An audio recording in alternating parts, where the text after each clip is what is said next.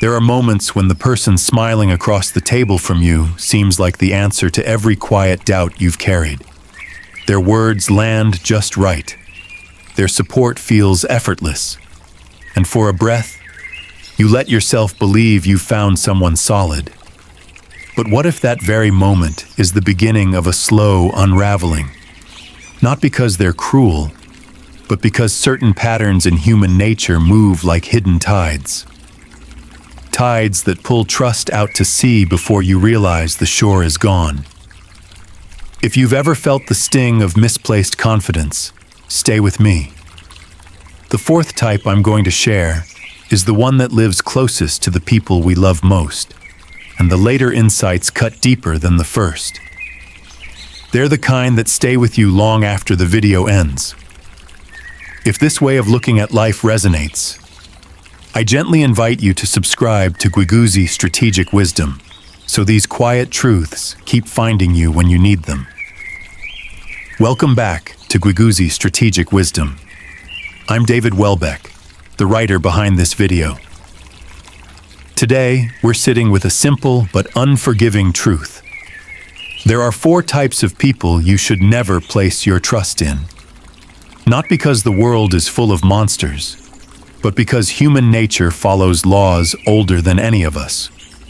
Laws that reward composure, timing, and self-mastery, and punish the rest. We ignore them at our own cost. The first type moves through life with a smile that arrives a beat too quickly. In the ancient current of strategic wisdom, it is said that the sweetest words often hide the sharpest hooks. That is not flattery born of respect. That is desire wearing a pleasant mask. In everyday language, this is the person who praises you the moment they sense you hold something they want. Your time, your influence, your network, or simply the comfort of your attention. Their compliments feel warm at first. They remember details about your life you barely mentioned. They tell you you're brilliant, visionary, irreplaceable. But watch the pattern. The praise swells exactly when your guard is lowest, right after a setback, right before you make a decision, right when you're hungry for validation. That is not connection. That is calibration. Psychologically, it works because we are wired to trust those who make us feel seen. The ego softens. The instinct for caution quiets. We mistake performance for sincerity because the alternative, admitting someone might be playing us, feels lonelier than the lie. I've seen it in boardrooms and living rooms alike. A colleague once sat across from me after I'd landed a modest promotion. Every sentence began with my name and ended with awe. David, you've always had that quiet strength no one else notices. It felt good. I led him into a sensitive project I was leading. Within weeks, he was repeating my ideas in meetings as if they were his own, framing them with the same honeyed language he'd used on me. The consequence? My credibility thinned. My instinct for self-protection dulled. And I learned, painfully, that excessive praise without restraint is never about you. It is about what you can give them in the moment. Look at reality for what it is. When someone flatters you without earning the right through time and consistency, they are not honoring your value. They are testing how much value they can extract. The real question is not whether their words feel good. The real question is whether their character can carry the weight of real trust. Most people get this wrong because we confuse kindness with weakness. We think they're just being nice. But niceness without discipline is simply strategy wearing soft clothes. Let instinct and naivety take over here, and you hand over influence without ever noticing the exchange. The second type is quieter, yet more dangerous in the long arc of relationships. Strategic insight has always warned that the mouth that cannot stay closed will eventually empty every room it enters. That is not harmless gossip. That is a person ruled by the urge to feel important in the telling. Today we call them the ones who just have to share. You confide something personal, a fear about your marriage, a worry about your career, a private ambition still fragile in your hands. And they listen with wide eyes. They promise secrecy. They lean in like they understand. But human psychology here is brutally consistent. The need to be the center of attention, to trade information for connection or status, overrides any vow they made. They don't see it as betrayal. They see it as conversation. I only told one person, they'll say later, as if quantity somehow excuses the fracture. This plays out everywhere. In families where a sibling repeats your struggles at the dinner table. In friendships where a confidence becomes currency at the next happy hour. In workplaces where a shared vulnerability becomes office gossip by Monday. The setting feels safe precisely because the relationship felt close. That closeness is what makes the leak so devastating. I remember a friend I trusted deeply during a difficult season. My business was on the edge of collapse. Late one night, I told him the raw numbers, the fear that I might lose everything I'd built. He listened. He even teared up. 2 weeks later, I walked into a networking event, and a near stranger asked me with feigned concern how I was holding up after the cash flow crisis. The words he used were almost identical to mine. My friend had not meant to destroy me. He simply could not hold the pressure of knowing something others did not. The consequence lands like a quiet fracture that never quite heals. Once trust is broken in this way, the relationship never returns to its original shape. You learn to measure every future word. You carry the weight of knowing that your inner life is no longer yours alone. And the deeper cost? You begin to doubt your own judgment about people. This is where most people get it wrong. They think it was only one slip. But the slip reveals the instinct, the inability to restrain the tongue when emotion or opportunity pulls. Wise people do not wait for the second betrayal. They see the first leak and adjust the distance accordingly. Do you see the turning point here? Trust is not about whether someone likes you. It is about whether they can master their own impulses long enough to protect what you have shared. The third type reveals itself not in words, but in the way they move through pressure. The third type reveals itself not in words, but in the way they move through pressure. In the spirit of strategic wisdom, it is said that the tree that bends in every breeze will never shelter you from the storm. That is not adaptability. That is the absence of a rooted character. This is the person who appears reliable in calm waters. They nod in agreement during easy conversations. They stand by your side when the stakes are low. But the moment pressure arrives, when ambition calls, when a better offer appears, when fear of loss tightens its grip, their loyalty shifts like sand underfoot. The psychology is ancient and unforgiving. Human beings are wired for survival. When self-interest collides with loyalty, the instinct for self-preservation often wins unless self-mastery has been cultivated over years. They don't see it as betrayal. They see it as being practical or reading the room. The desire for security overrides the discipline of consistency. You see it in the workplace when a colleague who swore allegiance to your team project suddenly aligns with the new manager who promises faster promotion. Or in personal relationships, where a friend who celebrated your success quietly distances himself the moment your path diverges from his. In marriage, it shows when one partner vows for better or worse, until worse arrives, and the exit looks easier than the work.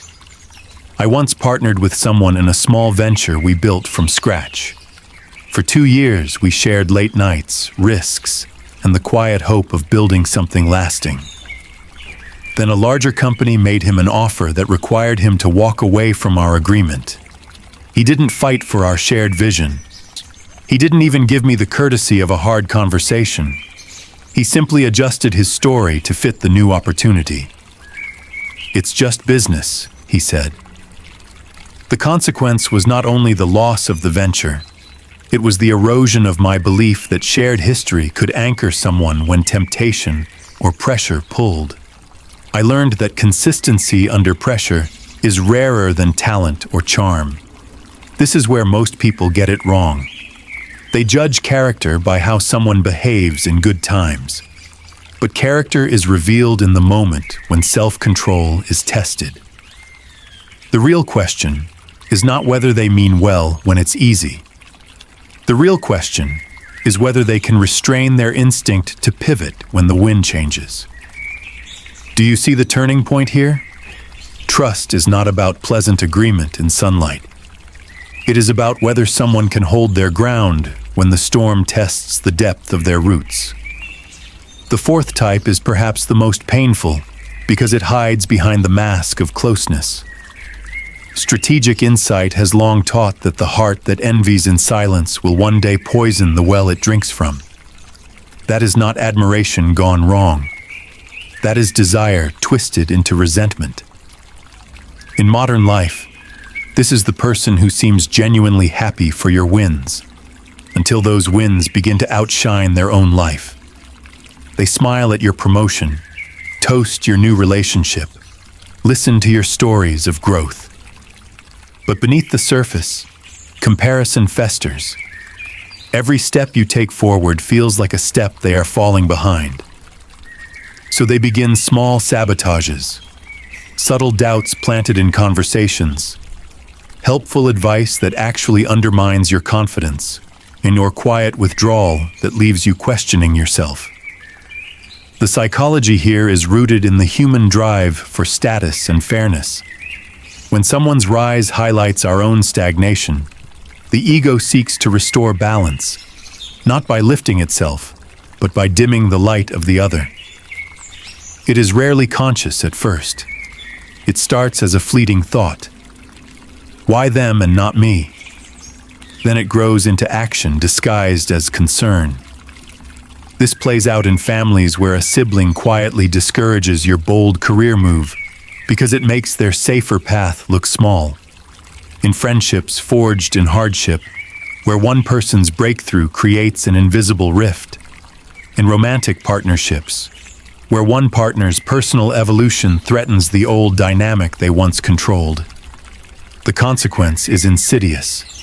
You begin to dim your own light to keep the peace. You hesitate before sharing good news.